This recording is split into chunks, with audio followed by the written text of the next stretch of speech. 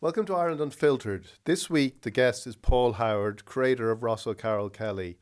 Paul is the most talented writer in Ireland, I would say, and we talked a lot about the start of his career, his creation of Russell Carroll Kelly, and a lot more, including a sense he's carried with him of being an outsider and whether he's ever lost the chip on his shoulder he says he once had. Before we get to that, I've got Patrick Hawhey, producer of Ireland Unfiltered. No chips on your shoulder. Not a single especially one. now with this great competition you're going to tell us Who about. could have a chip in their shoulder with a prize like this to deliver today, Dion? So this is a prize, thanks to Carlsberg Unfiltered, our kind show sponsors. A prize for people who have very eclectic tastes in music, I would say. So if you're into people ranging from Aslan to Villagers, to Burt Bacharach, to Garbage, to Jenny Green and the RTE Orchestra, I could carry on. Keep carrying on. No, I'm just going to leave it there. But I'm going to say that the rest is online, okay? Because you can win tickets to see all of those, plus more, at the Ivy Gardens gigs this summer. So this is all thanks to Carlsberg Unfiltered, which is a new cloudy Pilsner. And like Ireland Unfiltered, this new lager is stripped back. It's less processed, with no filter for more natural taste. So 2 tickets to all of those gigs. And if you want to find out how to win them, how to be in with a chance of winning them, just stay tuned to this fantastic episode with Paul Howard. Thanks, Patrick. Paul Howard coming straight up now. Paul Howard, welcome to Ireland Unfiltered. Pleasure to be here. It's great to have you here. You've just finished your 19th Ross book, is that right? Yeah, I finished it last week. Actually finished on Sunday afternoon, and there's always kind of a sense of being freed afterwards, because I work really hard on the books, but they become my life. They just sort of consume everything for those months that I'm writing them. So today I'm kind of walking around feeling a bit, that's a weight off my shoulders. And do you do anything? Do you have any ceremonial ritual to mark the end of the Ross book? Yeah, I get in the bath with a beer, and I don't know why I did it the first time I ever wrote a book. It's a can of Budweiser, and I got in the bath, and then I don't know. I'm not particularly superstitious, but I've just sort of kept that ever since. And then I play "Real Real Gone" just really really loudly on repeat. For about an hour, and that's it. And then you get on with it, and then I move on to the next. And do you go back? Like you finish on a Sunday. Do you work? Do you work on a Monday? Then do you work on something else on a Monday, or do you take some time? Yeah, well, my Irish Times column is due Monday lunchtime, so I usually get up at about 5 on a Monday to write that. So yeah, it's just the next day I was straight back into something else, and then I'm working on a children's book at the moment, and that's due in about 6 weeks' time. I mean, I've got a lot of it done from last year, but I tend to go from one project straight into the next one. I don't really cope well not having something to do. Where does that work ethic come from? I think probably my dad. I suppose, one of the sort of strongest memories for me from childhood is watching my dad get up at 5:30 every morning. It's no coincidence that I get up at 5:30 as well, because Dad got up at 5:30 to go to work. And Dad worked for most of his working life in Ireland. He worked in Pfizer, which used to be Warner Lambert, and he worked in the factory there. And he did shift work, and so the shift started at 7 till 2:30, or 2 until 9:30. I think that was it. And he didn't drive, so he'd always walk to work, and it was about maybe about an hour's walk to work. Right. So he would get up at 5:30 in the morning, and yeah, I don't think it's a coincidence that I get up at 5:30. And I suppose I kind of have this thing in me about I feel guilty about earning money if I feel I haven't worked really really hard for it, and I think it's a working class thing. I think that's what it is. I remember the first time I ever had more than €1,000 in the bank was about 15 years ago, and it was when I got my first book contract, like my first big book contract with Penguin. And I didn't touch the money for about a year. Like it was just guilt, like, you know. Guilt? Yeah, just guilt. Just, well, like my dad would work for 2 years to earn that money. And so I didn't want to spend it. I didn't check the account, you know. Somebody could have been siphoning the money off for all I knew, you know. I just left it there, you know, and didn't think about it. And has that changed? Like, do you spend money easier now? I mean, I probably spend it a bit easier, but the guilt has never left me, you know. Like the guilt, like if I do a corporate gig, you know, it's a Ross O'Carroll Kelly after dinner speech, and I do a bit of a performance thing, and it's about half an hour long, and I could earn for, you know, half an hour's work what it used to take me, you know, a month to earn in the Sunday Tribune, and that fills me with guilt because, you know, I don't feel I've worked, you know, when I do that, because you know, you're at a dinner, you're having fun, you're making people laugh. It doesn't feel like work in that moment. Like, work to me is sitting at a desk for 8 hours, you know, trying to persuade a footballer to talk to you or return your calls, like, you know, that was always work for me. So yeah, I don't think that guilt thing will probably ever leave me, like, you know. But was writing, like you talk about writing, and we'll get on to sports journalism and your journalism career, but is writing Ross work? Because like Ross O'Carroll Kelly he's Ireland's Bertie Wooster. Yeah. Like, he is this character that has so many sides to him, but, you know, embodies an age as well. And do you enjoy sitting down writing him? Yeah, I do. Yeah. But it's still work, you know. It's not.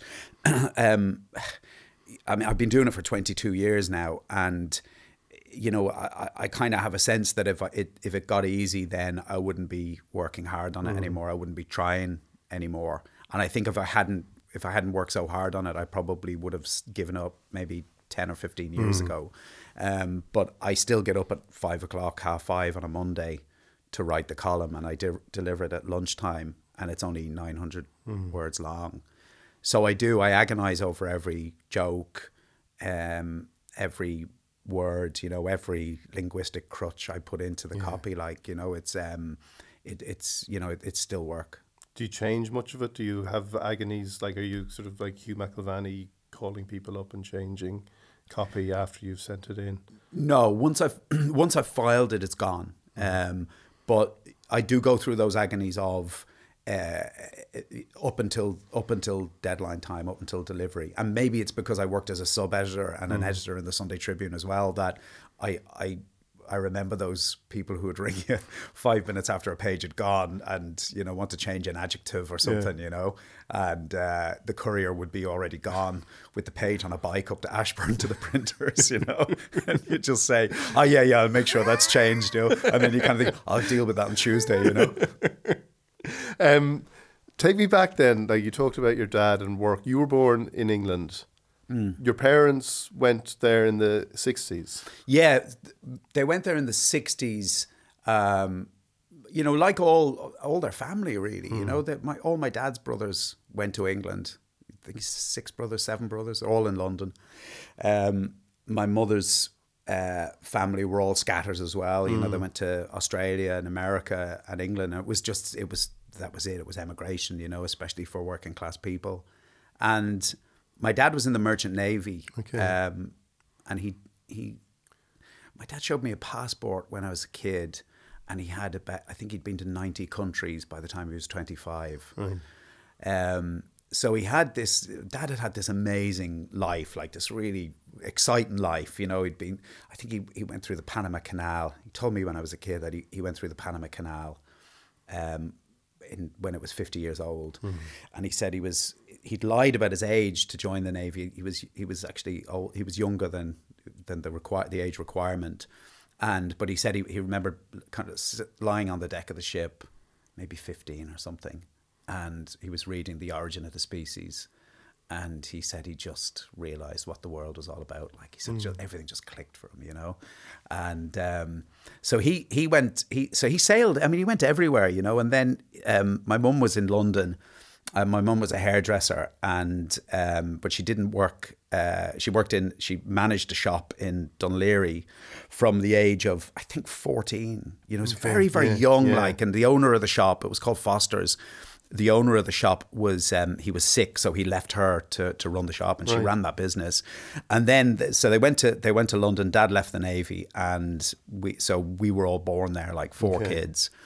And then when we were quite young, we moved to Luton, and they had started this thing in England called the New Town Scheme. They were trying to populate, you know, essentially dormitory suburbs within an hour's train ride of London. So we moved up to Luton, and we ended up having quite an Irish upbringing in Luton, because like the school we went to was called St. Vincent's Roman Catholic Lower School, and it was in a place called Houghton Regis, which is a very kind of Irish community. Like, it was, so all the kids in our class were called Byrne, O'Hare, Marr. So it was very Irish. You know, we went to mass on Sunday and grew up there with a real sense of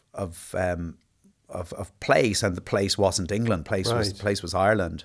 And then we moved back to Ireland in 1979, and Dad said that if Margaret Thatcher won the 1979 election, he would move back to Ireland. Right. And we thought he was joking, and everybody thought he was joking. Like, it was one of the, you know, Americans always say, "I'm moving to Canada." Like, this was we're moving to Canada, and we came home from school, and this is like a week after Thatcher won the election, and my mother said, we're moving to Ireland, like, you know, and that was it. We moved within like 4 weeks. And did you object to that? Like, because you must have had friends, you must have had a life there. See, Ireland, we'd been to Ireland on holidays twice, on summer holidays. So it was a really exciting place in our minds. Like, it was the place, it was the fun place, you know, and we'd lots of, 2 grannies there, and we had cousins there. We didn't have anybody in Luton. Like, we didn't have any cousins, no family at all. So no, it was really exciting, like, you know, really, really, really exciting time. And what do you remember about England apart from the Irish aspect of it? Do you remember there being a clash between that aspect and when you would come in, you know, when you would come into contact with English people? No, none at all, actually. I talked to my dad quite a bit about this. We were in London a couple of years ago, and we were walking down, we went over to see a Spurs match. My dad's a big Spurs fan. And we were walking down Regent Street, and Dad said, "Oh, this was my round." And I said, "What do you mean?" He said, "You know, when I worked in the post office, I used to deliver parcels on Regent Street." And I said, "When was that?" Anyway, it was the time of the IRA pub bombings. And parcel bombings, you know, parcel bombs were, you know, there was a lot of them. And I said, like, did that ever become an issue in work? And he said it never did. Dad said he never ever faced any of that no blacks, no Irish, no dogs thing. It's just it wasn't part of his experience at all. No jokes in work about an Irishman delivering parcels to Regent Street, you know. So Dad always says that the English people, in his experience, are the most tolerant in the world. Then. Yeah. I think they probably are in the main still. Yeah. I think you're right, you know. I think certainly more tolerant than the Irish. You think? Well, that was my experience because when we moved to Ireland, it was... I mean, you know, for about 2 or 3 years, like, it was really tough, you know. It was the trouble, you know, the Troubles were quite new at the time. Like, you know, it's just kind of 11 years into the Troubles, and people hadn't actually got sick of it yet, you know. And there was a lot of leakage, I think, down here. So when we started school, the first school we ever went to when we moved to Ireland was called Oliver Plunkett National School in Monkstown Farm. And it was terrible. I mean, it was really a hostile environment. And I remember sitting in the headmaster's office. They were trying to figure out what education standard we were comparative to England, you know, so what level we'd reached. And they were trying to decide what classes they were going to put us in. And so there's 4 of us, me and Mark, my older brother, Vincent and Richard, my 2 younger brothers. And the headmaster was Mr. Cal, and he was Des Cal's dad. And I remember sitting in his office and just looking at the walls and just seeing, like, you know, Michael Collins, like, dressed for war, you know, the Proclamation of Independence, you know, like, you know, photographs of the 1916 martyrs, and just suddenly having a sense. I'd never had a sense that at least in their heads there were people in this country who were at war, right? And I remember the Smash H Block and Brits Out graffiti all over Dunleary. Yeah. I remember the top of the Sallynoggin Hill, just next to the Glenageary roundabout there was a really high wall and sort of 6-foot high letters, Brits Out, you know. And I remember having getting a real sense then that this kind of fun holiday place we used to go to was actually quite a hostile environment for even an 8-year-old boy. And were you said it was tough and it was hostile, like, were you bullied? Well, I suppose it is bullying. I mean, you know, you would get, you know, songs in the playground. You know, what shall we do with the English bastards? What shall we do with the English bastards? Hanging by the balls in Stephen's Green. Like, that was... but they were singing it about you. Oh, yeah. I mean, the ones was the general. They were surrounding me in a circle, so I just kind of presumed it was me. You know? Shoot the bastard. I mean, this went on every day. And these are kids. And they're picking up this hatred from home. And they're those really, really hellish years of the Troubles, you know, 79, 80, 81, the hunger strikes, the Bobby Sands years, you know. But I remember there were black flags everywhere during the hunger strike. Yeah, I mean, because we lived in a housing estate in Ballybrack. We moved there. And there were a few refugees from the Troubles there, you know, and they were refugees, but they were also active members of the IRA, living in our neighbours, you know. And so the black flags would go up, and we moved to a school. We moved to school, St. John's in Ballybrack. I went to St. John's. You went there as well, yeah. And I remember we were getting dressed for school one day, and my mother said, Patsy O'Hara died last night. And who's Patsy O'Hara? My mother said, he's one of the hunger strikers. And I remember Mark, my older brother, saying, how many of these fucking people are there? Right. Like, because, and you know, every time somebody died, it was more of it in school. And I mean, I suppose it was bullying in the sense, but I just remember being in fights all the time. Right. I just remember constantly fighting for those first 2 years in school, just always fighting. And is that how you dealt with it? Like, did humour become something that you used to deal with it at that stage? Sometimes you can kind of, you know, invent a narrative to explain certain personality traits you have, you know. No, I think humour was always part of our home. Like, I think I got my sense of humour from my mother and father. They were very, very funny. I think we, you know, maybe the sense of being a kind of outsider came from that, you know, that sense of just sort of sitting back and, you know, not being part of this madness, but watching the people out in the circle of you singing songs about you. These people are at war. What? You know, like, I'm an 8-year-old boy. Like, I can't carry the can for you know, for what the English did in Ireland. But yeah, but I think the humour thing came from home. Like, we just grew up in that kind of home. Like, and my brothers are all funny as well. So there was always this competition to be the funniest at the dinner table. Yeah, but it wasn't something then. Did it become something that you used to get out of situations? I don't think so. I mean, I think I just had a kind of sense. I think I had a sense of the absurdity of life that was probably sharpened by those experiences. I think if I'd just grown up in England, you know, and, you know, gone to local grammar school or something, I'd probably be quite different today. Right. But I think, probably just that, you know, being yanked from one environment.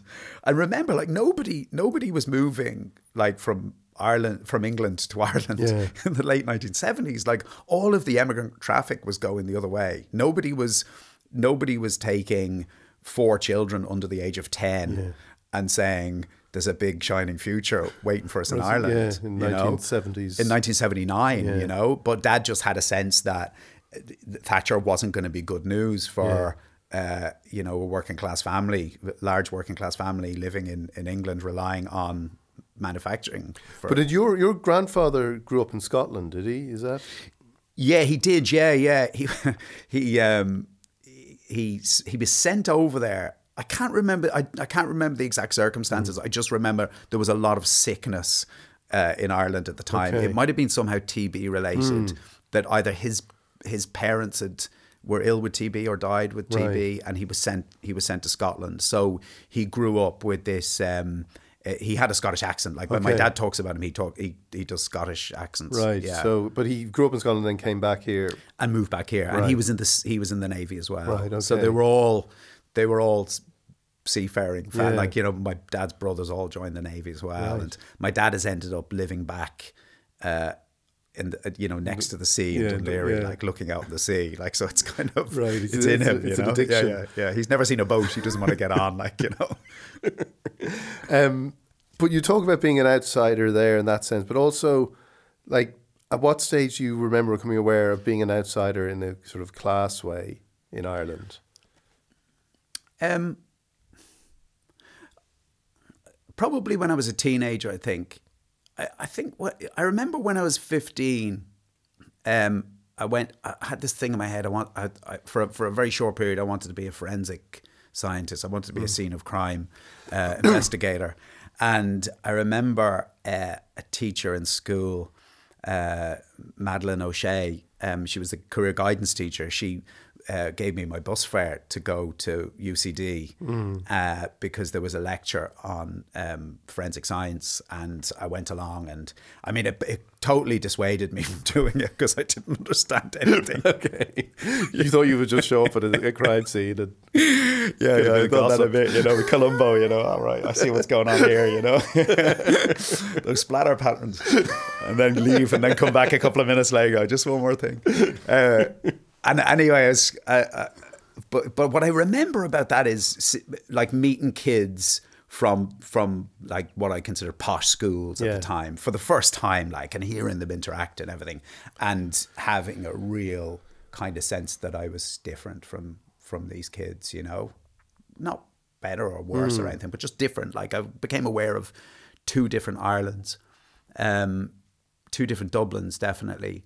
Years before that, my grandmother, she nannied for Rosaline Linehan. So she kind of worked in their house, like, so we would have met like Hugh and Connor and, you know, all of them over the years, and they kind of talked posh to us, like they just seemed like so exotic when they used to call to my granny's house, or she was minding them in the house. They were just like exotic creatures, like, you know. And I remember Hugh gave me a copy of Flann O'Brien, The Poor Mouth, and it was a second edition, like, you know. And I said it to him a few years ago. I said, you know, you gave me a second edition of that, you know. He said, I'd love to have it back. No, you won't be getting it back. And and it was just, they would just seemed a bit otherworldly or something like that, you know. But generally, like, class was a huge thing in Ireland. I think it was much more of an issue then than it is now. Okay. And I think that's because huge numbers of people like me have just been sort of processed into middle classness, you know. But back then, the thing is, you know, the reason we weren't aware of our otherness every day was we didn't really know many middle class people. You know, growing up on a council estate, it wasn't like we had neighbours who were going skiing, like, you know, and stuff like that. It was just we were our own little enclave in Ballybrack, you know. There were any private houses were always known as posh land, like, you know, occasionally somebody would buy a piece of land and they'd build 20 houses on it, and everyone would talk about posh land, you know, and then people would make the mistake of moving in there and their lives would just be hell, like, just from, you know, people like me just walking through the estate or playing football using their gates as the goals or something like that, you know. And so that's what it was like. But then later on, I remember in school, it's probably after that thing where I went to UCD, I got really into the House Martins, and the House Martins had, that London Nil Hull 4 album, had really kind of Trotskyist lyrics. I remember being really moved by that, like, and kind of identifying with that, and developing a huge chip on my shoulder, like really, really big chip on my shoulder. And how did that manifest itself? I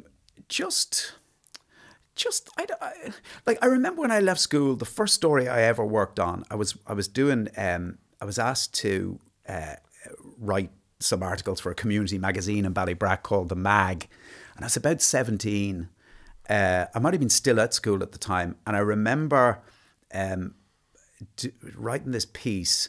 I wanted to prove that if I wrote my address as Cromlech Fields, Ballybrack, which it was at the time, and then I applied for a job, and I applied for the same job from Cromlech Fields, Killiney, that I wouldn't get job interviews, right. And and so that's clearly somebody with a chip on his shoulder, and actually, as it happened, I don't think I got any replies anyway, because there weren't any jobs in Ireland at the time. but and then. But there was a lot of bad poetry as well, in those years, the sonnets. My Trotskyist sonnet phase. Do you still have them? Yeah. I got second prize. Mr. Murta, my English teacher at school, had a sonnet competition, and I wrote a sonnet, which ended with the line, "The fuse on the bomb of revolt is lit. We will rise. Yours sincerely, Silage Pit." Like, I was ready to, You were ready to go. If I could get 10 or 11 guys with me, I would have taken the was door. Was there anyone interested? Could you get anyone? Not really, no. They were all studying for the legal cert. I was in past history. That was the problem. There was 4 of us in So what happens when you read out, when this poem gets read out? Like, what are your classmates doing? Like, are they going, nice one? Yeah, a few of them. I was in St. Lawrence College in Loughlinstown, so there were some posh kids in Loughlinstown. Like, it wasn't all working class. Like Conor Walton, the painter, was in my class in Lawrence's. Like, and he was because his parents were Walton's music people, and he's become this really successful painter now. And so he was posh, and there were quite a few kids who went to private schools and actually couldn't fit in, but because Lawrence's was just such a liberal environment, and had such a mix of kids, it was just perfect for them when they went there. And did you feel then that this was something, like, did you have an anger then as well as a chip on the shoulder? How did that change over the years? Like, did it remain but take different forms? It's still there, it is still there. Like, when I hear that voice, that South Dublin voice, I bristle. Like, I can actually feel my shoulders tighten when I hear, how dare you? I heard a woman in Brown Thomas once, say, how dare you? Shout, and I just felt my shoulders go like this. She was talking to me, actually, and I had written something. I'd written. Actually, it wasn't anything specific I'd written. She told me her son called her a name, and she was holding me responsible. I want a word with you. That strangulated, adenoidal South Dublin voice. I want a word with you. And I just froze, and I looked over my shoulder, and she was talking to me. And she said, my son called me this name. I asked her what the name was. And he called her a fuck pig. And I said, I have never, ever used that word. I've never written that word in my life. Yeah. I might in the future, but I've never. Might now. Yeah. So she says, I'm blaming you for the attitude that caused him to call me that, reading your books. So I looked behind me, and the escalator was there. So I just sort of stepped onto the escalator. So I'm suddenly going away from her. And she shouted up the escalator, "You're Ross O'Carroll Kelly. You're supposed to be a role model for our children." But that voice, it does get me a bit, I do feel myself stiffen, like, it would happen occasionally. Like I remember when I was working the Tribune, you know, there'd be occasionally during Cheltenham, like there'd be some fiacre from upstairs would come down, you know, sort of posh guy from upstairs in the Tribune would come down. Hey guys, any tips for Cheltenham there, guys? Or, you know, any Six Nations tickets going? That kind of thing. And I'd hear that voice. And actually Dave Hannigan, who worked with me in the sports department, he's the same, because we have very similar backgrounds, you know. Yeah. And the two of us just looked at each other like that, you know, and this unspoken thing was middle class wanker. Yeah. You know, that was it, you know. And so yeah, I mean, like I suppose, you know, I mean, I'm not the revolutionary I was during my poetry days, like, you know, but yeah, I mean, I'm still chippy about it, like I am, and which is absurd because I am middle class now. Yeah. Like I hear myself talk, and I think I didn't talk like that when I was in school. Like my accent even has become this absolute abdication of an accent. Like it's not like I used to have a really strong working class Dublin accent. And when did that start to change?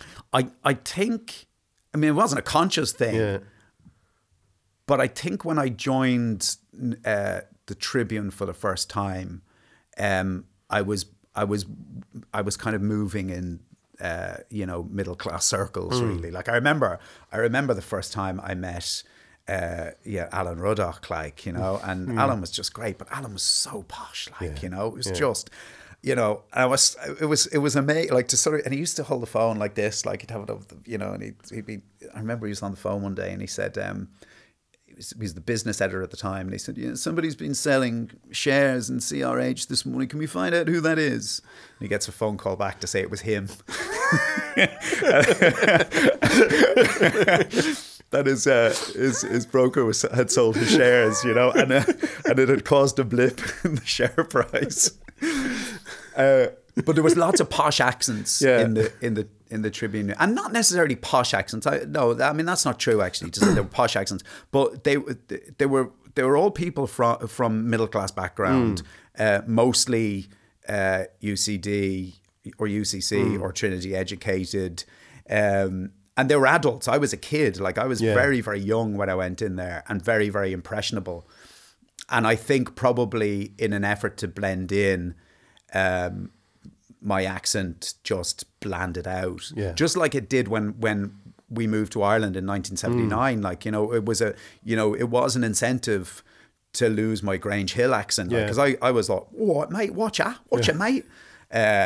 And so it was kind of incentivized, you know. Right. So I'd done it before, like, you know, and I suppose I did it again. But I don't ever remember my, you know, brothers saying to me, "Why do you talk like that?" Right. Like, you know, where did this come from?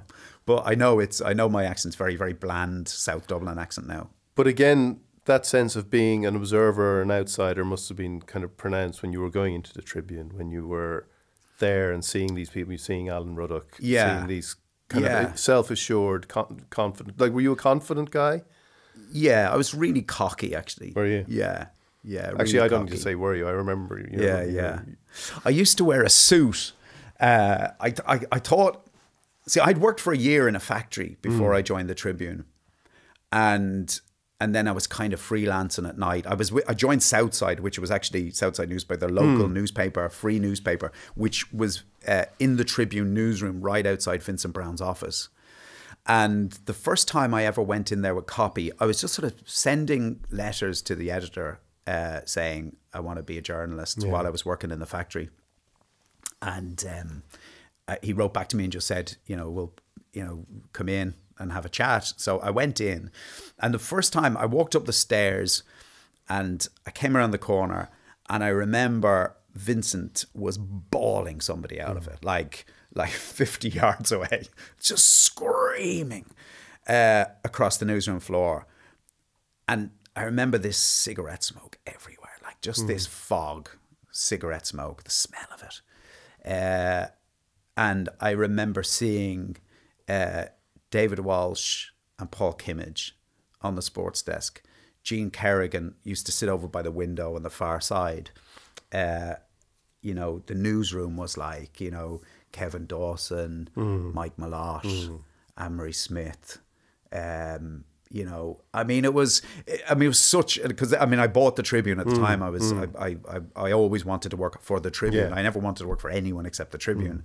And I just, you know, coming from the factory into this, it was just so exciting. And this was 8 o'clock on a Friday night, you know, and it was, and I'd left we used to get off from the factory at 4 o'clock on a Friday, and I got the 45 bus into town.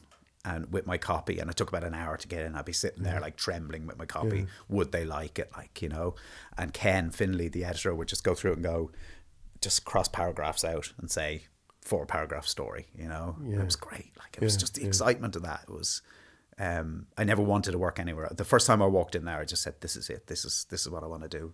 And you took that work ethic then just became part of what you did when you became a sports journalist. Like, talking to people about you, they'll say that at that time, you know, the thing that distinguished you from them maybe, and maybe, you know, and certainly from someone like me who was working in another newspaper at the same time doing the same, was that you would make 30 phone calls in an afternoon to like, talk to people. You would really just go after something, no matter what it was. I think so. I always had a sense that I had to work harder than everybody else because I wasn't as good as everybody else. I always felt that. Like, I always felt that, you know, that if I was going head to head with David Walsh or Paul Kimmage or Tom Humphreys on a story, I would always feel my story isn't going to be as good because I can't write like they can.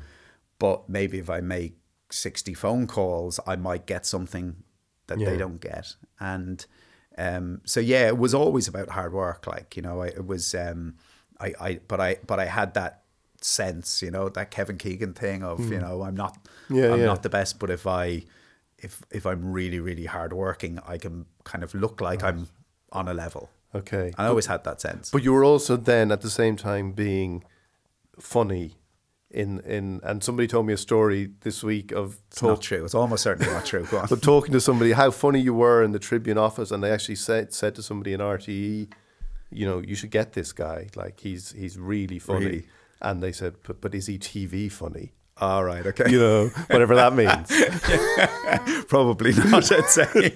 Well, no, again, another, like, it's like not signing the Beatles, you know what I mean? It's no, he's on TV. Brian Poole, they're not Brian Poole and the Tremolos, you know? But you were entertaining, like, there was, you were entertaining people. You were doing phone call, 98 FM cash calls to we used to, I used to ring, I did, So we used to ring celebrities and do the 98 FM. I used to do a Martin King impression. I can't do it anymore, but I'd essentially say, you know, I'm Martin King, 98 FM, calling with this hour's £1,000 cash call. Who am I speaking to? And we'd go through the whole thing, you know, and they'd guess 47. Oh, it's 46 this hour. Oh, Jesus. And then you just say, we'll send you out 3 rehab lottery scratch cards. But you'd be ringing up celebrities. Celebrities, yeah. And then the celebrities would be trying, so, you know, I mean, the Brush Shields one, like, you know, he was saying, you know, Francis, he said, the name's Francis. And then he kind of saw an opportunity to mention his upcoming tour, you know. so terrible, really, but juvenile stuff, like, you know. But we kind of, that was kind of humor, you know, in my school. In the factory where I worked, you know, it was kind of high stakes humor, really, you know, the kind of stuff we'd call bullying now. But back then it was just what you did, you know, for a laugh. But we would do anything for a laugh, you know, and especially in newspaper offices. They're different now because, you know, when I see, you know, when I go on like newspaper websites and I see one journalist with like 17 bylines in a day, I think, God, they really work for their money now, like, you know. So it seems to be almost like a battery farm. That's my impression of newsrooms now, that, you know, that you have to generate so many stories every day. It doesn't matter about the quality, like, you know. Not every news site, but a lot of them. We had a lot of time, like, hanging around because, you know, like, there's no internet. You're just waiting for phone calls. Like, you know, you're waiting for 6 hours for somebody to ring you back and he might not ring you back. And so we amused ourselves, like, you know, and especially in the sports department, it was a very kind of, it was a very male hurly-burly, young environment, you know. Yeah, it's like I don't think it's like that now, you know. But that's what it was like then. And Ross was kind of born out of that environment then as well. Yeah. I mean, so there was a column called the Mix Zone, and it was across the bottom of maybe the back page of this Tribune Sports section. And the difficulty was filling it every week. You know, it was like finding funny things in the world of sport. We had a thing called it was a kind of nostalgia feature about the knitwear from Question of Sport, and we just tried to find these jumpers that people wore on Question of Sport in the photo files. There was just stuff like that, just to kind of bring an air of lightness to the pages as well. And I came up with this idea for a diary of a school's rugby player, because I told Hugh Mohan, the Tribune barrister, one night we were exchanging stories about schools rugby. Funny stories, horror stories actually, you know, and I was telling them the story about trying to get on the dart, and kid stopped me getting on the dart and said, "This is a rock carriage." And so I was telling you the story, and he was telling me stories, and we were kind of exchanging these, and I said, I'd love to follow a school's team around, like a successful school's rugby team, like from the morning of the final to the following morning, 24 hours. And he just said, "There's no way you're going to be," he said, he was the barrister, so he said, "There's no way I'm going to pass that." He said, "You're going to be writing about underage drinking, underage sex, underage everything." And he just said, "And you're going to be writing about kids whose parents can afford to sue." Like I'd had solicitors' letters when I was covering schools rugby. I had solicitors' letters from parents for spelling kids' names wrong and for attributing tries to the wrong player. I remember going into the Indo after doing a marking when I was about 17. It was the first schools rugby match I was ever at, and being told, you know, we had a legal letter. I couldn't believe it. Like, somebody sent it. Yeah, he said they take it really, really seriously. And that was the first insight I But they didn't have to go far probably to get a solicitor. They may have just been one themselves. They may have been one, yeah. Putting my solicitor hat on, I'm going to sue this guy. So Hugh said, he said you can write it, but there's not a chance it's going to be published. So kind of in a fit of pique, really. It's January 1998. And just in a fit of pique, I went off and wrote this diary of a school's rugby player, which was just pure, it ran for 10 weeks, and it was just pure sledgehammer humor. It was just bile. It was just like, you know, me ridding myself of this chip. Like, I mean, it was very therapeutic, but I'm not sure how funny it was, like, you know, but those first 10 columns were like, when I read them back now, all I can see is just anger. Right. Yeah. And you were doing that, and then that was a sort of a sideline from, as well as being the kind of serious investigative kind of sports features journalism that you were doing. And one of the things I think is great about you is that you managed to kind of, you know, there was no dividing line. There was no sense that you couldn't do both. Yeah. You know, and you still kept that up today in your own writing. And, you know, I read the News Today, Oh Boy, and books like that. There's no sense that you have to be pigeonholed. Yeah. No, I don't think there is. I mean, they're two very, very different things, like, you know. I would say in those early days when I was writing Ross, I wasn't putting my heart and soul into it like I am now, because I wasn't really aware of what the readership was. Now, you know, I'm writing for the Times. I'm kind of aware of how many clicks I get. You know, all these things that you're aware of, and I know how many books I sell. I know when I tweet something as Ross, how many retweets I get. So there's counters there that can tell me whether I'm hitting or not. But back then, I didn't know who was reading it. I didn't know if anyone was reading it until we dropped the column after the Schools Cup final. The idea was it would run for 10 weeks, and then after the Schools Cup final, it would just be dropped. And then people started writing saying, "Whatever happened to that guy? Would he consider repeating next year?" And this kind of thing. So I brought it back the following year, and then it just became, in 1999, he repeated the Leaving. And then he went on a sports management course in UCD, a scholarship. And then I've written a column every week since then. And that's, you know, nearly 20 years ago. Yeah. And it's 21 years since Ross appeared first. 21 years this year, yeah. And people thought it was Brian O'Driscoll writing it at the beginning, didn't they? Yeah, they did. I met Brian O'Driscoll last night at John Butler's movie premiere, and we were talking about that. That they used to say to Brian and to me, it's either Dricko or Scals, and I didn't know who Dricko was at the time. This was kind of January, February 1999. I hadn't heard of Brian O'Driscoll. But he was on this sports management course in UCD, the same course that Ross was on. And because I was going to UCD a lot to research at the time. The girl I was going out with at the time was in UCD. So I kind of was aware of everything that was happening there. And so I'd be writing about things like the Iron Stomach competition. What was that? So about 6 or 7 students would sit in a line on high chairs just in front of the lake, and they would just eat a succession of increasingly disgusting things like, cat food and Weetabix mashed up together with ketchup on top, toothpaste sandwich, these kind of things. And while drinking beer that was like 2 years out of date. Right. And then as each one vomited, they would have to leave the competition, This is the stuff I missed by not going to college, And so I went along to see this, and I wrote about it in the Tribune. So there was suddenly a sense in UCD that whoever is writing this is here amongst us.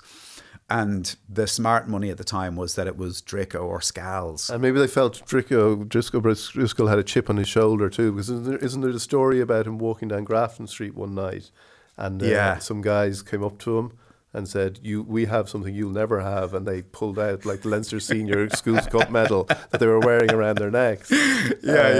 So like maybe like and I think when that happened, like Brian had already won, scored a hat-trick in Paris or something. No, but the other thing was they were wearing these around their neck. They just happened to bump into Brian O'Driscoll. They didn't know they were going to meet Brian O'Driscoll. Yeah. It's funny because when we put Ross on the stage in the very first play, it was the third play. There's one scene where he comes downstairs to answer the door, and his teenage daughter has brought this guy back, and he's a rugby player, and Ross has this kind of medallion around his neck, but it's not acknowledged for about the first sort of 60 seconds of the scene. And then Ross mentions that he played rugby, won a senior cup medal, and the guy says, "When did you play?" And Ross just goes, 1999, and all of the audience immediately got what that meant. This is this guy on Grafton Street, I mean, I was always interested in that, the achievements at school. Yeah. Carried through to life, I mean, it was one of the things that fascinated me about schools rugby when I first covered it as a reporter, that when our football team played, we had a really, really good football team in Lawrence's, but when they played, 50 people would stay behind. But the idea that people who went to the school 30 years ago would come back to see the team play was just alien to us. So the first schools rugby match I covered, I think there was about 1,000 people at it. Yeah. I couldn't believe it. I couldn't believe that, you had all these old guys with their hip flasks, and if you went to the school, you were, obligatory cheerleading practice for the school. But what interested me was nobody was reluctant. Like there was no one holding a gun to their head saying you had to do this. They actually bought into that esprit de corps thing, and which we never did at school. We never, I was really happy in school, and it was a very good school, but I certainly wasn't, walking forward into life, with all, band of brothers, arms around each other's shoulders saying, "We are Lawrence's men," that just was alien. But you probably, what you're conditioned to think in those schools is that these people will be here for you. If you get into trouble, or or these people are going to be. I think John Butler tells the story of the 12-year-olds in Blackrock, and you're told you're going to be the captains of industry one day. Yeah, and it's like you're talking to a 12-year-old. What are you going to do with that information? Yeah, I did I gave the Blackrock college team their pep talk before they played Clongowes in the Senior Cup a few years ago, and it. I mean, it was really weird. It was just surreal for me, to be, to have to go and give the speech to pep the Blackrock team up. And but I do remember when I was walking in, there was a kid from Willow Park came came over like to the senior school on a mission to take me down a peg or two. It was amazing, like, you know, because he didn't have a gang of friends giggling around the corner. Yeah. He was on his own, you know, and he just looked me up and down and he said, "This is a major honor for someone like you." He just struck me as like a little Varadkar or something, you know what I mean? Like, I'd say, you know, 14, he'd probably join young Fine Gael, like, you know. It was amazing. The different species. Yeah, absolutely, yeah. But funny as well. You know what I mean? Like, I know, I mean, all that stuff we're talking about the brotherhood and the book, the addresses of people who can get you out of trouble in every country in the world. I mean, I do see the sort of sinister side of that. Yeah. Like, and my instinct is this stuff is fundamentally evil. But I also see the amusing side of it as well, you know. The sonnet writing Trotskyite sees it as sinister. It's there. It's all, you know, it is. It's always in me, like, you know. Especially when I'm paying for something, like, you know. Like, you know, this test that, you know, do you know how much a carton of milk costs? Like, I have no idea. But, like, you know, if I'm, you know, if I feel I'm being ripped off in a taxi, like, you know, that Trotskyist comes out in me again. Right, like, what? We've only gone 10 meters. But the Ross is taking off at this stage. Was the first Ross book was self-published? Did you publish it yourself? I couldn't get a publisher for the first book. I sent it around a lot of publishers and a lot of rejection slips. Okay. Which I understood, you know, I mean, the reasons for turning it down were, you know, essentially books like that didn't sell in Ireland. Like, it's not literary fiction, it's popular fiction. Right. And popular fiction at the time was seen as something that women bought. And you know, they felt, you know, this was not a book for women, this was a book for men. And actually, as it happens, it's probably, my readership is about 50-50 now between women and men. But at the time, they just couldn't see where it fitted. You know, publishing is very conservative. Like, they tend to look at trends from the previous year, what worked last year, and they'll say, well, this worked really well in England. We should try and do an Irish version of that to see would it fit here. They're very conservative. So I published it myself, and, you know.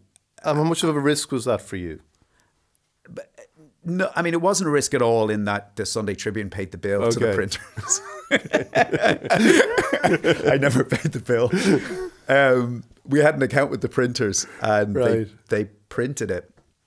Now, they handled the distribution, so they took the money back. Like, but I mean, I didn't have to front any money up. But it was quite cheap to print. I mean, it wasn't expensive. I think it was about £1,000 for how many copies? 5,000. Right. Which was insanely optimistic. Okay. Like, you know, it was really cheaply produced. The paper was quite shiny. You know when a book is kind of cheaply produced, and the cover was a kind of pastiche of the Lauryn Hill Miseducation of Lauryn Hill, and I originally thought Ross was going to be a hooker, so the picture on the cover, which was the original artist was David Gorman, is the back of a forward's head rather than a kicker. Right. And then I changed my mind and made him a kicker. But it was, I mean, we ordered 5,000 and it was just insane. I had no idea what 5,000 books looked like until they arrived. This truck pulled into Bagot Lane outside the Tribune. And I'm just looking at these 3 pallet trucks on the side of the road, like, you know, and they're piled like 5 feet high, like the big cube of books. And I said, I don't think we ordered this many. And the guy said, there's 2 more in the truck. He had 2 more pallets, and we had to carry them up the stairs, and we put them in the dark room in the Tribune. Yeah. The digital photography had come in at the time, so that no one was developing photos anymore. So this room was free. So we just created this wall of them in there, and then put some on the fire stairs. And then Matt Cooper called me in one day and said, you know, the fire safety officer is very concerned about those books of yours on the stairs. And he said, you probably should do something with them. And I said, well, what'll I do? And he said, well, you know, if you thought about maybe putting them in a bookshop. And because I thought we might do a reader offer. Okay. But I had no idea how to actually get books into bookshops. Like I didn't realize at that stage how much publishers do in terms of selling them in beforehand, presenting the idea 6 months beforehand, negotiating prices, all that kind of thing, discounts, window space, shelf space. I didn't realize all that stuff was up for negotiation. So I was driving around Dublin I was driving a Nissan Micra at the time. It was my first car, just with the boot full of books. And I was going to a bookshop saying, I've written this book. And, is that the thing at the Tribune? Yeah. So the book is kind of a send-up of Celtic Tiger Ireland, you know, and schools rugby culture. And they'd say, that sounds brilliant. We'll take 10. So I was handing them out in increments of 10, you know. And I remember one time I was in, Hughes and Hughes was in the Stephen's Green Shopping Centre at the time. And Liam was the manager in there, and I remember I was in there one day and I said, how's the book doing? He says, that book of yours, that's what we would call a cult classic in the shop. I said, what does that mean? He said, your mother and father are the only people who bought it, and they haven't even read it. So it was very modest beginning. But when you decided, like you sent out the book and you got these rejections from publishers. Yeah. Like, what was the decision to decide to self-publish it then? Because you must have known it was good. There must have been a part of you knew this is good. Yeah, I knew it was good. Actually, I never had any desire to write a book ever in my life. Like, all I ever wanted to do from the time I was like 11 years of age was write about football and boxing. Yeah. It was all I ever wanted to do. So I never wanted to be an author. Like, and I still, in a way, I still don't. Like, you know, it's kind of strange that, but it was never a part of my life plan or career plan, such, you know, insofar as I had one. But we were getting a lot of letters from people in the Tribune saying, can you send me the column from 3 weeks ago? I missed it. Or, you know, we were hearing from people who were cutting them out and sending them to their kids in Australia or America. So that's where it came from. I kind of had a sense that there was some kind of demand for the back columns. So the first book was, I just stitched together the first sort of 2.5 years of columns. Yeah. I, discarded a lot of them, but just sort of fashioned a novel out of those the 2 years Ross did his Leaving Cert, the 2 years he played Senior Cup, and I just sort of stitched them together with the help of Ger Siggins, who was the chief sub in the Tribune at the time. And we did it over the course of 3 or 4 Sundays in the Tribune, and then just put it out there. And you'd say that what you wanted to be was, to write about football and to write about boxing and be what you were in the Tribune. But there then came a point when you decided that you were going to take a sabbatical from it. Yeah. Like you seem to get we know people, like journalism seemed to be full of people in those days, probably still is, who were like always talking about getting out. Yeah. It seems to be one of those jobs you start and immediately you start talking about when you're going to stop doing it. Yeah. And, but we would always have those conversations. Yeah. There was people who had bigger plans than everybody had a plan. Everyone had a parachute. They would talk about their parachute. Yeah. And I think we all kind of convinced ourselves we weren't having a good time when we really were. Yeah. I mean, it was amazing. I mean, I had this thing I wanted to get to see as many countries as my dad. Like that was always part of, that was always the thing in my head. Like I wanted to see as much of the world as Dad had, and sports journalism was a great way to do it. But the thing is, you go into sports journalism because you love sport. Mm-hmm. And to do the job properly, you have to fall out of love with it a bit. It was getting really difficult to do the job as well. I mean, access was being closed off to anybody who was who you wanted to interview. I remember the sports editor of the Tribune telling me around 2001 that we were having this conversation about how people want to read big interviews, and your job really is to develop relationships with certain key sports people so that you'll be able to pick up the phone and talk to them. And I said, well, I don't really think that's the way it's, I don't think that's the way to cover journalism. And he said, listen, your priority has to be to become Robbie Keane's best friend over the next couple of years. Yeah. And I just remember going home on the train just thinking, my job is to become Rugby. God fucking help me. Like, you know, I mean, I like Robbie, but it was so, I mean, you know, his worldview and my worldview we're just so different. You were like, going to be you know? friends. We were never going to be friends. We don't, you know, he was earning, you know, £80,000 a week at the time, like, you know. And also, I do remember being in airports, like, and you were with me at the time, like, and those players would just look over at us like we were absolute filth, like, you know, which we probably were, you know, in a lot of ways. But I suppose there was that side of the job was just becoming really hard to get interviews, you know. I remember interviewing Clinton Morrison once. I went over to England to interview him, and he was really, and Clinton was one of the really nice ones. I really like him. But he didn't look at me at all during the interview. It was just another journalist asking him questions. And we were sitting in the club.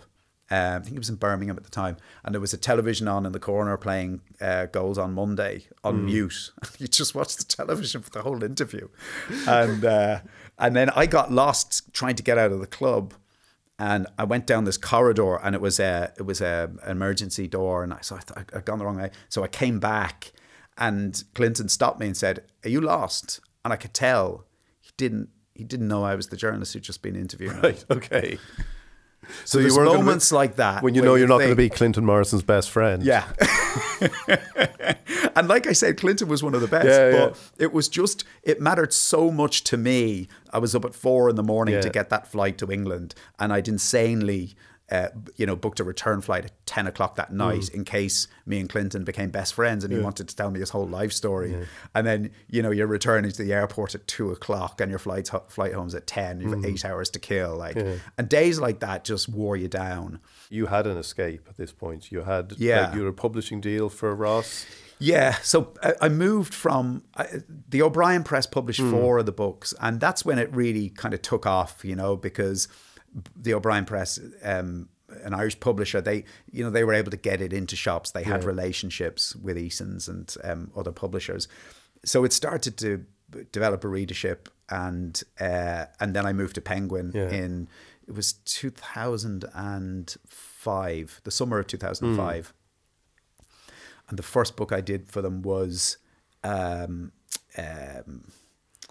Curious Incident of the Dog in the Night Dress. And it sold, I think the first week it sold like 7,000 books in a week. And that's when I kind of got a sense that this had suddenly become very, very big. And they made me an offer they gave me a 2-book deal, which, you know, which was kind of enough to, like, I wouldn't need to worry about money for 2 years. Like, it was 2 years' wages essentially. And so I said, I'd take a sabbatical. I said, I'll take 2 years off. And then I never went back, you know, and that's 14 years ago now. And I was doing a book a year for a novel a year. Yeah, I've done a novel a year every year since 2000. Since 2000, actually, yes, so it's 19 years. And it became this spectacular success. How many books has it? It's about 1.3 million now. It's incredible. Yeah, I mean, and I know, like, I know what 5,000 books looks like from bitter experience. So I know how many books that is. You know, it's a huge number of books, and but I never take it for granted. You know, I never think, you know, especially with this book. I mean, you know, I nearly died writing this book. You know, I put so much into it, like, and you know, like, I write something and then I just rip it up and say those 40,000 words just won't do, and I'll start again. So I tend to work, you know, early morning until late night and weekends and that kind of thing, you know. So, but I've never taken it for granted and said, well, it won't matter if this book is no good, because I am aware with a series that goes on for as long as this one has, you know, people have 15 Ross books. There will always be a point where they'll say, maybe I don't need a 16th. So each one has to be funnier than the one before. And is it funny? Like, I'm not. At what point do you become aware? Did you become aware that you were actually, or do you ever think that you're doing something that is, you're chronicling an age as well? Like, I've said this to you before. Like, the two great chroniclers of Celtic Tiger Ireland are Russell Carroll Kelly and Barry Egan. Yeah. Two fictional characters. Yeah. I've met Barry, and he's nothing like his newspaper persona. Yeah. But it is this thing that has captured a country like nothing else. And like, is that something that you're conscious of, that you need to do that, or is it like once it's funny that takes care of itself? A little bit of both. I mean, I suppose my books, there's a satirical aspect to them, but then there's also a comedy aspect. The first 2 Ross books I wrote were just satirical, and they weren't funny. They were funny in that knowing way that if you had the same attitude towards schools rugby and the people who play schools rugby as I had at the time, you would kind of think, oh yeah, that's funny, but only in a kind of ticking a box in your head kind of way. And like Ryan Tubridy reviewed the first book for the Tribune and said he really liked it, but all he could hear was an axe being ground. I was quite proud of that at the time, because I came to it with an axe to grind. But now, I suppose, I mean, a lot of my audience is those people, the people I'm sending up, So as well as the sort of satirical aspects, I need funny jokes, I need one-liners. And, now when I read back, like, because I'll be doing rewrite soon, I'm conscious of the fact that I have to have, 2 or 3 one-liners on every page that could potentially make someone laugh out loud. And, I would hate it if it was just satirical. And in the literary world, do you feel like an outsider as well? Because in December you tweeted, I think when the books of the year lists were being written, you said, "I see nobody read any crime novels, sports book, or popular fiction books again this year." Yeah, strange that, since they sell in their millions. Yeah, like, do you feel that you don't, or that the work you do doesn't get acknowledged in the way other work does? It gets acknowledged in the way I want it to, which is sales. Yeah. I mean, it really, it's, you write something because you want some people to read it. I mean, that's your right to be read. But does that fact actually somehow become something that other people dismiss in some areas? Yeah, I mean, there's definitely a snobbishness. I mean, look, I have to say, like, I mean, I've had very few poor reviews. Yeah. Like, my books have been very, very well reviewed, which is, I know that's kind of unusual because I've always been aligned with one particular newspaper. So when I was in the Tribune, I got really, good reviews, mostly good reviews in the Indo and the Times. And when I moved to the Times, my positive reviews in the Indo didn't end because I was aligned with their main rival.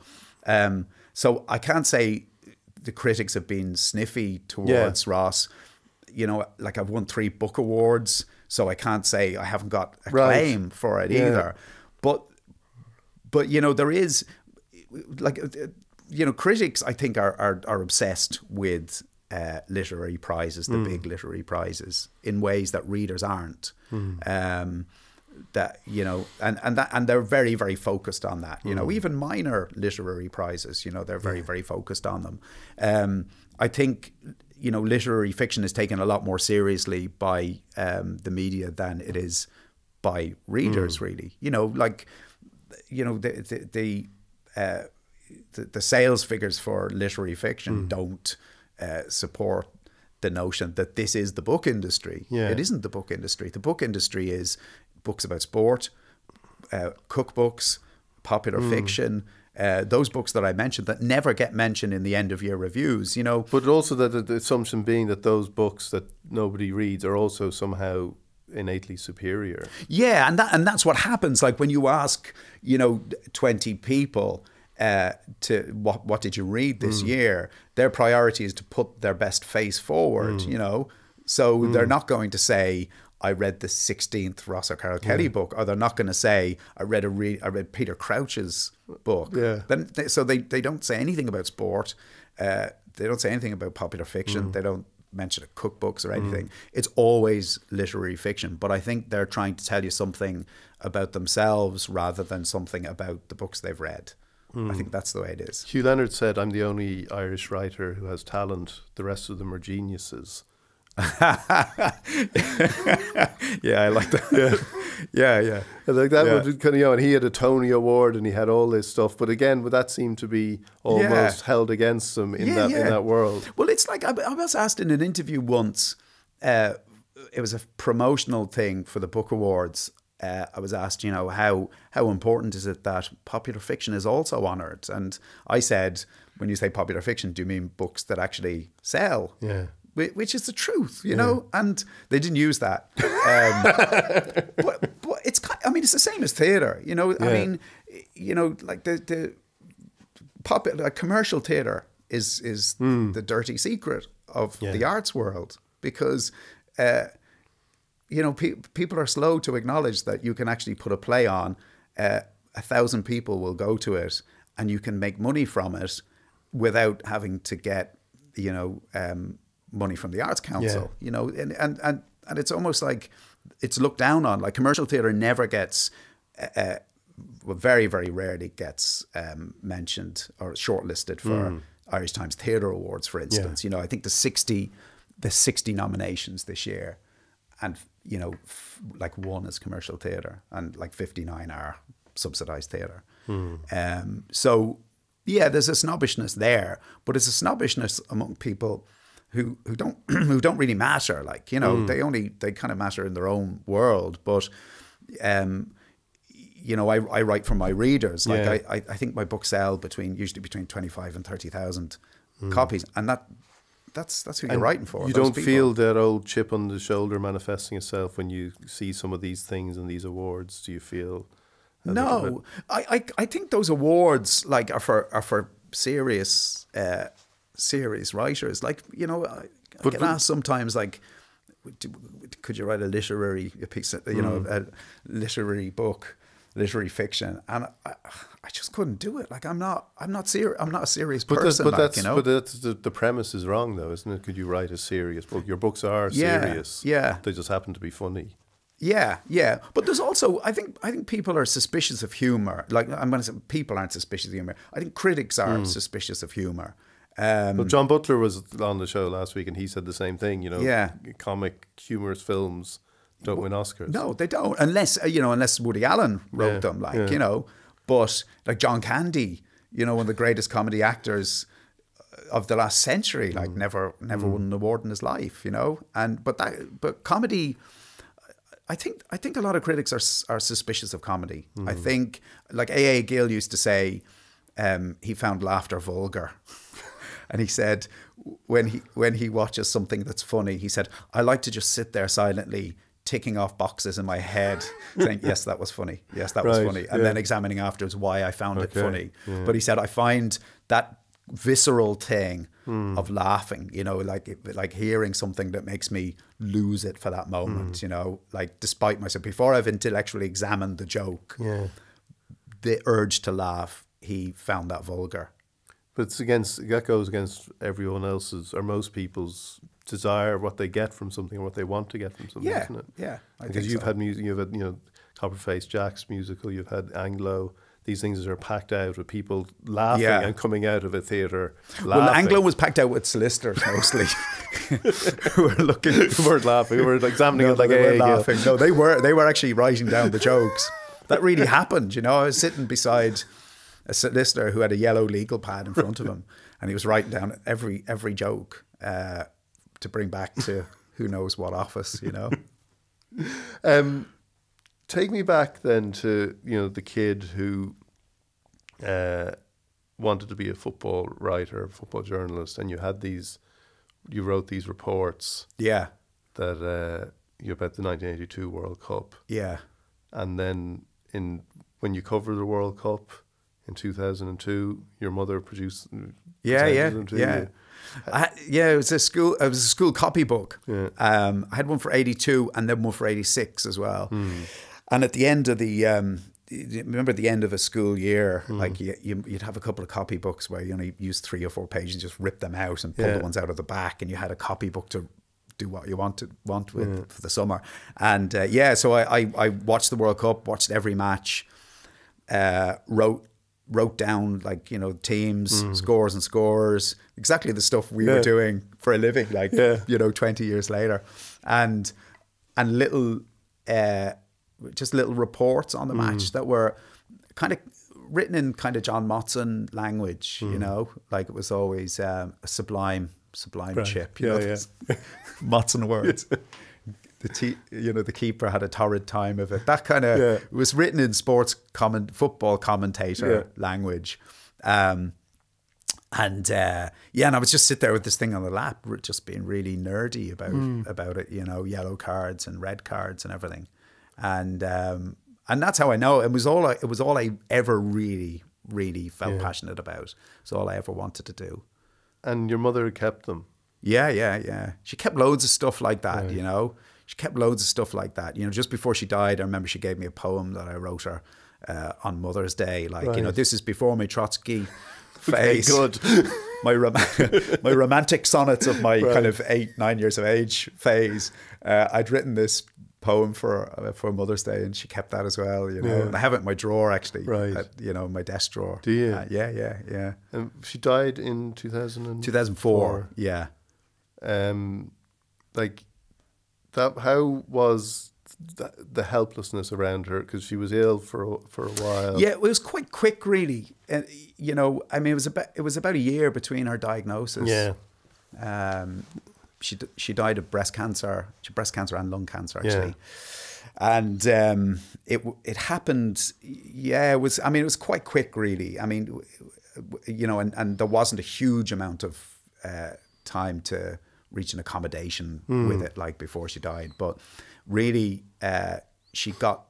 I mean, there was hope for probably the first 10 months of it. That was the thing, and then she was told that it had gone to the liver. And, you know, at that point, it was how long. So she had chemotherapy, and it's the chemo really that killed her in the end. Like, and that often happens, you know, it's just, you know, trying to maybe give yourself an extra year or two, just really shortened everything. So it was, you know, I mean, it was nice in that we all got to spend time with her. I was very, very close to my mother, and we got on really well. Like, she was funny in all the same ways I was funny. Like, you know, like she was kind of like we'd be walking along the street, you know, and you know, there'd be maybe an old lady in front of us, you know, just sort of blocking the path, like, you know, pulling a trolley, blocking the whole path, and my mother would just, like, really bold, would just go, "Give her a shove in the back, Paul." Like that kind of stuff. It was, "Give her a shove in the back." It was just to make me laugh, you know. We did that all the time, just saying, you know, just saying the word. She always let me swear in the house, you know, because she kind of found it funny. Like when I would use the F word, like at the table, she'd just get into hysterics. And it was just, you know, because I used to have this righteous anger, like, you know, I'd get mad about something, and she just kind of found that amusing. Right. Okay. You know? Well, that's a good deflation. Yeah. But I remember just before she died, we were in Dunleary one day, and we were walking by a house. She loved dolls' houses, you know, from her childhood. And we were walking by this house, and she saw in Dunleary they were renovating it, and there was a big doll's house in the window. And it's just typical of my mum. She just said, "Come on, we'll go and ask them about the doll's house." And we just knock on the stranger's door, and she was just such a lovely person. There was just something about my mother that drew people to her. Like she just had this amazing personality. And she was just so open and friendly, and my dad always said, if there was a nutcase on the bus, he would always find your mother, because my mother was the only person who would make eye contact with strangers. Like, she just really liked that. And we knocked on this door, and the people in the house brought us in.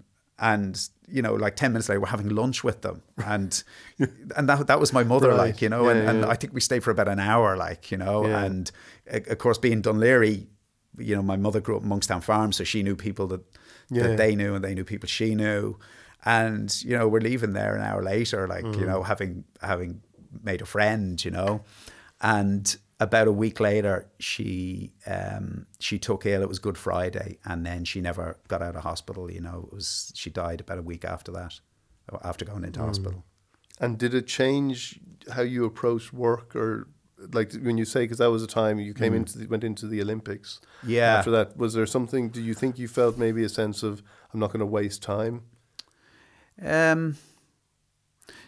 No, I don't think that played into the decision at all. No, I don't think it did. I mean, I think that was always a thing in our house, not to waste time, you know, and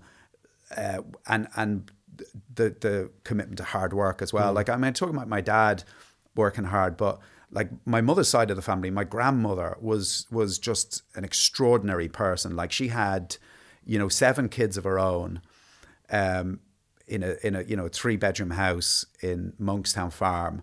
She took in 2 kids from Wexford whose parents died of tuberculosis. So she had 9 kids in the house suddenly. Her husband had tuberculosis for about 10 years, you know, was basically bedridden for most of his life. And she ran this home, but she also worked in Boland's biscuit factory in the canteen, making apparently the worst chips in Dunleary. But she did all of these things. She had a little shop in Monkstown Farm as well. And she got up 5 o'clock every morning and attacked the day and went to bed at midnight, utterly exhausted. And it was a cycle, you know. So I probably get it from her side of the family as well, you know. But it was always a sense that life was for living. Like, you know, it wasn't, you know, while you were working hard, it was, you know, it was kind of understood that you had to be enjoying yourself as well. Yeah. Paul, listen, you know, keep getting up early because, you know, the books are essential and Russell Carroll Kelly is essential. Thanks, Dion. And it's great to have you on the show. Thanks very much. Well, that was one of the most enjoyable interviews we've done with Paul Howard. Before we go, don't forget to subscribe to the show on all the usual channels. But before you do that, Patrick Haughey is still with us. Again, I keep saying still with us at this point. You're not still with us. You've come back in. Yeah, I was just next door. You were next door. And I have to say that myself and the rest of the team on Ireland Unfiltered were splitting our sides laughing at a lot of that interview, particularly the bit about the story about Brian Thomas and meeting the mother. It was fantastic. He's a very funny guy. It was great story. It was brilliant. Okay, fantastic prize. Just a reminder, it's 10 pairs of tickets to the 10, or sorry, it's a pair of tickets to all of the 10 Live at the Ivy Gardens gigs this summer, especially for listeners of Ireland Unfiltered. And it's thanks to our sponsors, Carlsberg Unfiltered. So all you need to do to be in the chance of winning is to log on to JOE.ie /Ireland Unfiltered. We've put, as ever, a ridiculously simple question there. Just answer it, and you know, you might be into the chance of winning this fantastic prize. Thanks, Patrick. And as I said, don't forget to subscribe across all the usual channels. Thanks. See you next week.